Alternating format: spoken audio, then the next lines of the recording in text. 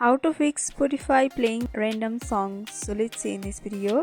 Before moving forward, make sure to like this video and subscribe our channel. So let's begin. So first of all, you have to open up our Spotify app. After that, make sure you are logged in with your account. After logging into your account, you'll be able to see the various options in the lower portion. So you have to go through your library option in the right lower corner.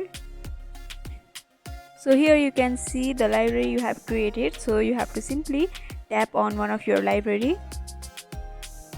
And here you'll be able to see the various songs. So if you are fed off with the problem of playing a random song, then the simple thing you can do is you have to tap on the shuffle option, which is just beside the play button in the right hand side. This shuffle option plays the song regularly in the order over here, and by doing that you'll be able to solve your problem.